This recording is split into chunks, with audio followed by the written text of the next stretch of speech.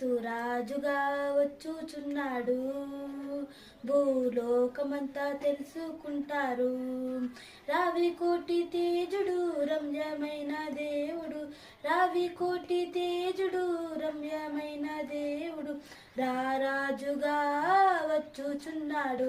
యేసు రారాజుగా వచ్చుచున్నాడు, యేసు రాజుగా వచ్చుచున్నాడు.